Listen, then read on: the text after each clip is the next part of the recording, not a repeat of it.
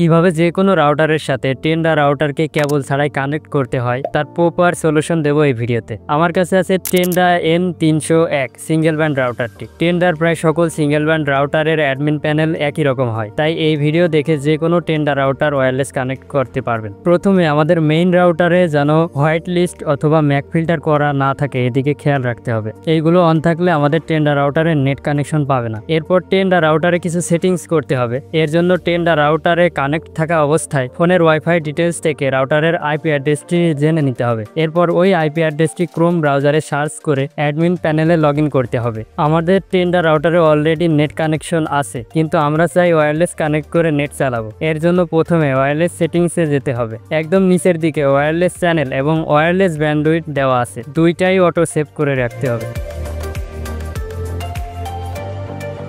এরপর internet settings অপশনে যেতে হবে। এখানে চারটা অপশন আছে: রাউটার, WSP, ইউনিভার্সাল রিপিটার এবং এপি অথবা অ্যাক্সেস পয়েন্ট মোড। এখানে WSP অথবা ইউনিভার্সাল রিপিটার এই দুইটা দিয়ে কেবল ছাড়াই ওয়াইফাই কানেক্ট করা যায়। যদি WSP মোডে কানেক্ট করা হয় তাহলে কতগুলো ডিভাইস আছে তা দেখাও যাবে এবং ব্লকও করা যাবে। আর যদি ইউনিভার্সাল রিপিটার মোডে কানেক্ট করা হয় তাহলে কোনো ডিভাইস ব্লক করা যাবে না এবং দেখাও যাবে না। যেহেতু WSP মোডে ফ্যাসিলিটি বেশি, তাই আমরা WSP মোডেই কানেক্ট করব। WSP সিলেক্ট করার পর আমাদের প্রাইমারি রাউটারটি শো করছে। রাউটার একটু দূরে রাখার কারণে 56% রেঞ্জ পেয়েছে। প্রাইমারি রাউটারে যে পাসওয়ার্ডটি দেওয়া আছে ওইটা এখানে দিয়ে কানেক্ট করতে হবে। কানেক্ট অপশনে ক্লিক করার সাথে সাথে রাউটারটি রিবুট হবে। রিবুট শেষ হয়ে গেলে কিছুক্ষণের মধ্যে রাউটারে ইন্টারনেট চলে আসবে। ওয়্যারলেস কানেক্ট করার পর টেন্ডা রাউটারের আইপি অ্যাড্রেসটি পরিবর্তন হয়ে যেতে পারে। ওয়াইফাই সেটিংস থেকে আবার ওই আইপি অ্যাড্রেসটা দেখে নিয়ে ক্রোম ব্রাউজারে গিয়ে সার্চ করতে হবে। অ্যাডমিন প্যানেলে লগ ইন করার পর দেখুন আমি একাই কানেক্ট আছি, তাই একটা ডিভাইসই শো করছে। এখন দেখা যাক নেটওয়ার্ক কেমন চলছে।